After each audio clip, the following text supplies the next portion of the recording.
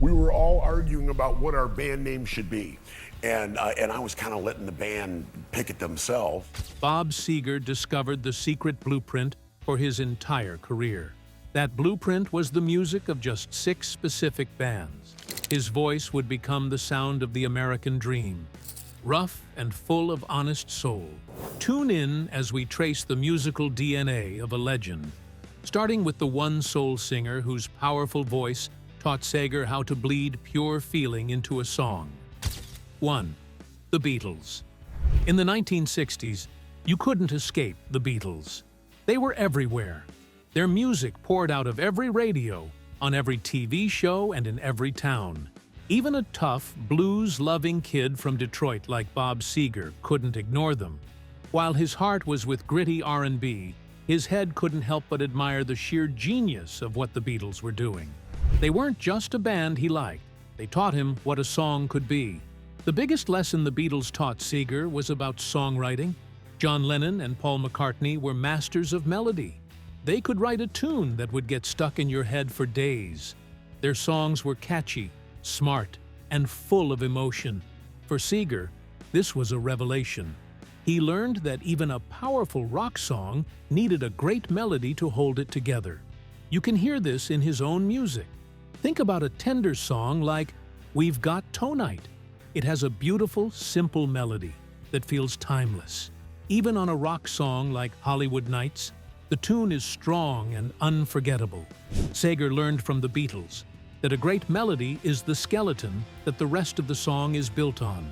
But the Beatles were more than just hit singles. They changed the way people thought about albums.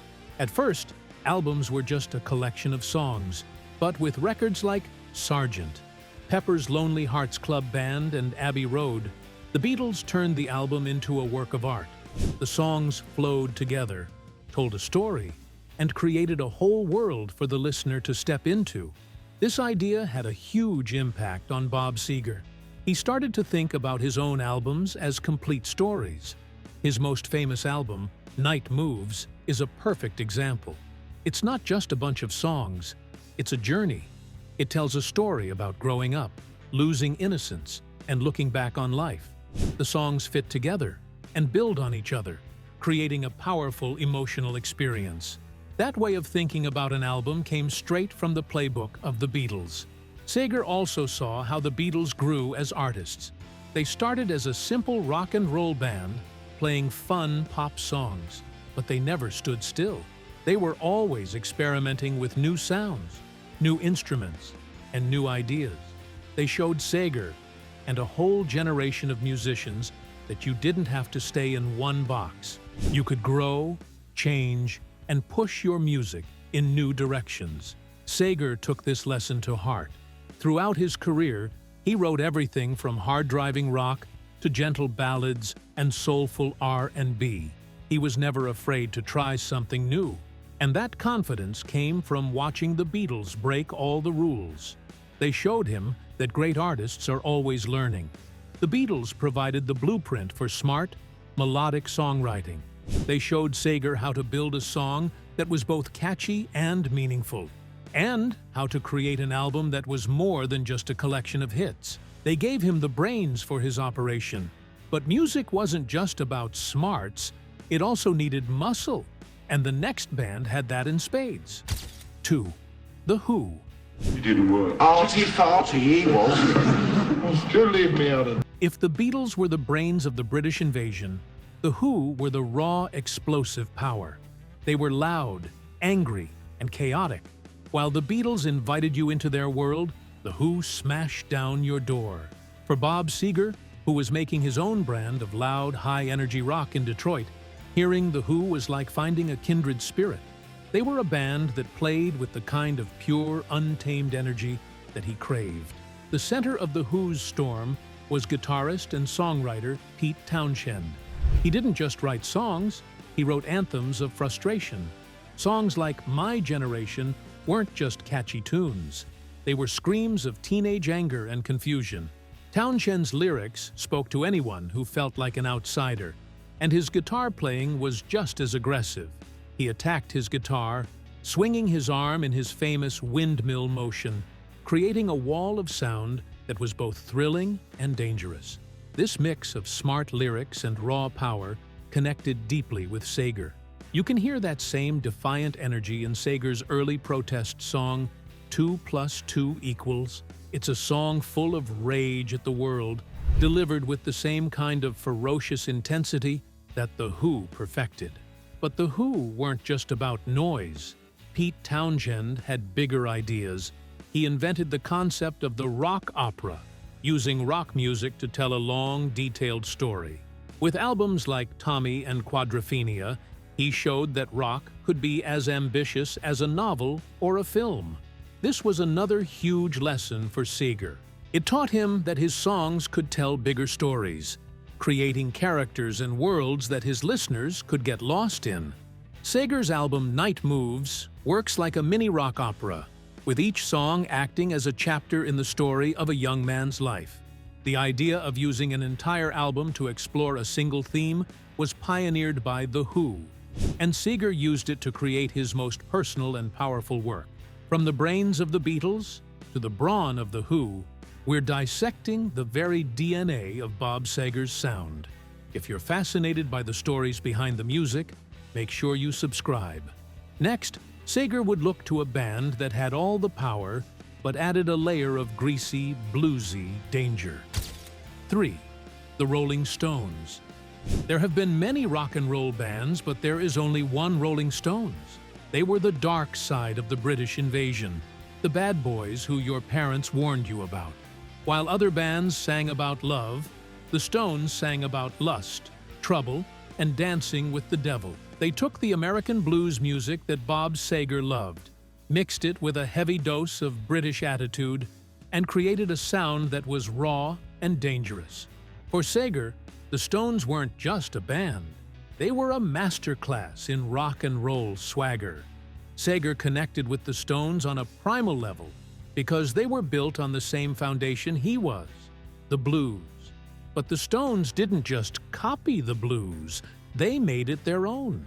The guitar work of Keith Richards and his partners was a thing of beauty. It wasn't about flashy, fast solos. It was about finding a groove, a greasy feeling that got into your bones. Listen to the opening riff of a Stones classic like Jumpin' Jack Flash or Start Me Up. It's simple, powerful, and instantly recognizable. Now listen to a Seger rocker like Kathmandu. You can hear that same philosophy at work. It's a song built on a tough, simple guitar riff that drives everything forward. Seger learned from Keith Richards that the riff is the heart of a rock song. But the influence went deeper than just the music. It was about the storytelling. Mick Jagger and Keith Richards were brilliant at painting pictures with their words. They wrote about street-fighting men, down-on-their-luck girls, and high-society partiers. Their songs were like little movies, full of vivid characters and sharp details. This had a massive impact on Seger's own songwriting. He became one of rock's greatest storytellers, creating a whole universe of characters in his songs. The restless kid in Night Moves, the lonely musician in Turn the Page, the tough woman in Sunspot Baby. These are all descendants of the characters that Jagger and Richards brought to life. The Stones taught Seger that a rock song could be a powerful piece of fiction. Then there was the attitude. The Rolling Stones oozed confidence. Mick Jagger wasn't the best technical singer in the world, but he was one of the greatest frontmen of all time. He strutted and sneered, completely owning the stage. The whole band had a loose, almost falling apart energy that made their music exciting and unpredictable. They gave other musicians, including Seger, the permission to be imperfect. They proved that rock and roll wasn't about being polished, it was about being real. That gritty, we don't care what you think attitude is all over Seger's early music. He sang with a raw, honest voice, unafraid to let it crack or strain if it helped sell the emotion of the song. That was the spirit of the Stones. The Stones taught Seger how to be dangerous, but an American band would teach him how to be direct. 4. Creedence Clearwater Revival. It's hard to say. Like, I don't. It just happened. Like, it just, as much as we hated each other, it all came back. In the late 1960s, rock music was getting complicated. Bands were playing long, trippy songs, and concerts were turning into strange light shows. But one band from California cut through all the fog like a searchlight. Creedence Clearwater Revival, or CCR, played rock and roll that was stripped down, powerful, and straight to the point. Led by singer and songwriter John Fogerty, CCR was a hit machine. For a dedicated songwriter like Bob Seger, this band wasn't just great. They were a school he needed to attend. Seger has always said that John Fogerty is one of the best songwriters ever, and it's easy to see why. Fogerty had a special gift for writing a perfect 3-minute rock song. His songs had awesome guitar riffs, catchy melodies, and lyrics that told a story. Think about classics like Proud Mary, Bad Moon Rising, or Fortunate Son. There isn't a single wasted note in them. They get in, do their job, and get out, leaving you wanting more. This was a huge lesson for Seger. He learned that you don't need to be fancy to be great. The best songs are often the simplest ones. This idea became the core of Seger's own hit-making style. Songs like Old Time Rock and Roll and Hollywood Nights are perfect examples of the CCR formula. A great riff, a story to tell, and a chorus you can't help but sing along to. The sound of CCR was also a big deal for Seger. Even though they were from California, their music sounded like it came from the swamps of Louisiana. People called it swamp rock. It was gritty, bluesy, and felt deeply American. Fogerty's voice was a powerful, raw shout, and the band played with a tight, chugging rhythm that was impossible to ignore. Seger was creating his own version of this idea with his Heartland Rock. He wrote about the lives and struggles of people in the Midwest, just as Fogerty wrote about life on the bayou. Both bands created music that was tied to a specific place, but spoke to everyone. They both told American stories for American people. The lonely soldier in Fortunate Son could easily be a character in one of Seger's songs. Seger learned from the Stones how to be dangerous, and from CCR how to be direct. If you believe in rock and roll that cuts through the noise and gets straight to the soul, then you're in the right place. Smash that subscribe button and stick with us. CCR showed Seger the power of simplicity, but a band of California cowboys would show him the beauty of perfection. 5. The Eagles. Confrontations were really hard for him. All I want to see is 5 guys happy playing together, and that's what makes the music. As Bob Seger was solidifying his image as the king of Heartland rock in the 1970s, another band was ruling the charts from the West Coast. The Eagles were the masters of California country rock. Their sound was smooth, polished, and filled with gorgeous vocal harmonies. On the surface, their slick style seemed like the opposite of Seger's gritty, blue-collar rock. But Seger was a deep music fan, and he recognized the incredible craftsmanship and brilliant songwriting of the Eagles. He saw them not as rivals, but as fellow storytellers taking a different road to the same destination. The first thing anyone notices about the Eagles is their harmonies. Glenn Frey, Don Henley, Randy Meisner, and Bernie Leadon could blend their voices together in a way that was simply stunning. Their singing on songs like Seven Bridges Road or Peaceful Easy Feeling was pure ear candy. While Seger's own voice was a rough, lead instrument, he understood the power of great background vocals. He used them all the time in his own music, especially on his famous ballads. The rich vocal layers on songs like Against the Wind or Still the Same add a layer of sweetness and soul that he learned from listening to bands like the Eagles. They taught him that even a tough rock song could be made better with a touch of vocal beauty. But the real connection between Seger and the Eagles was in their storytelling. Don Henley and Glenn Frey were sharp, intelligent writers who used their songs to comment on American life. They wrote about love, loss, and the dark side of the American dream. Their most famous song, Hotel California, is a masterpiece of storytelling. It's a spooky, mysterious tale about fame and excess in Los Angeles. Seger was doing the same thing, but from a different point of view. While the Eagles wrote about the cynical, sun-drenched world of California, Seger wrote about the nostalgic, hard-working world of the Midwest. The characters in Hotel California are trapped in a golden cage, while the characters in Night Moves are trapped by their memories. Both bands were holding up a mirror to America and writing about what they saw. They were the two great storytellers of 1970s rock. Seger also had to respect the band's meticulous approach to making music. The Eagles were famous for being perfectionists in the recording studio. Every note, every harmony, and every guitar lick on their albums was perfectly placed. Records like Hotel California are sonic masterpieces, polished until they shine. This was different from Seger's rawer, more live sound.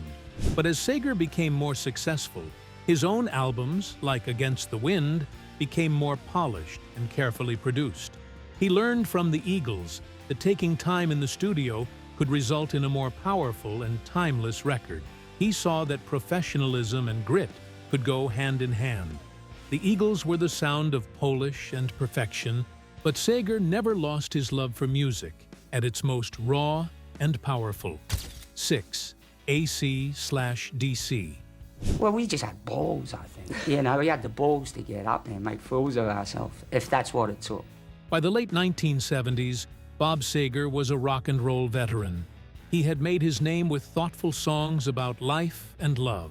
So, it might seem strange that one of his favorite bands was AC/DC, a loud, wild group from Australia who played some of the simplest and most aggressive hard rock on the planet.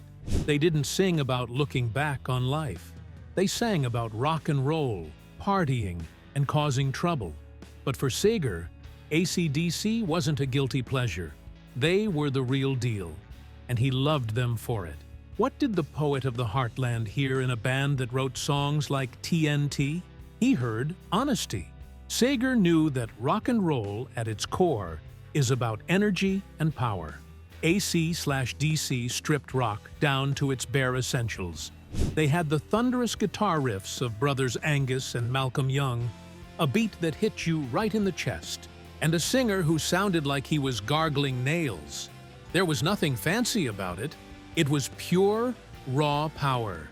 Seger deeply respected that. He once said in an interview that he wished he could write a song as perfect and simple as Highway to Hell. He wasn't kidding. He recognized the genius in creating something so direct and powerful. This love wasn't just talk. Seger started playing a cover of Highway to Hell in his concerts. Imagine a crowd that just heard a quiet, thoughtful song like Turn the Page, suddenly getting hit with the opening chords of that AC/DC anthem. It was a shock, but it showed the audience the full range of what Bob Seger loved about music. It was his way of tipping his hat to a band that he felt was carrying the original torch of rock and roll. He was showing his fans that, underneath the thoughtful lyrics, he was still a rocker who just loved a loud guitar. In AC/DC, Seger saw a band with the same blue-collar work ethic that he had. They weren't art school kids. They were working-class guys who played loud, honest music for working-class fans. They got famous the hard way, by touring constantly and delivering an electrifying live show every single night. That was a language Bob Seger understood perfectly. He and the Silver Bullet Band had done the exact same thing. Both bands connected with their audiences because they were real. They weren't pretending to be anything they weren't. They were just there to rock, and the fans loved them for it. AC/DC represented the part of Seger that never grew up. While his songs often dealt with adult themes, he never lost his connection to the simple, joyous power of rock and roll. He knew that sometimes you don't need a deep thought. Sometimes you just need a huge guitar riff to make you feel alive. AC/DC provided that feeling better than anyone. They were proof that the simplest ideas are often the most powerful. Was Bob Seger the last great American storyteller in rock? Let us know what you think in the comments. And don't forget to subscribe for more.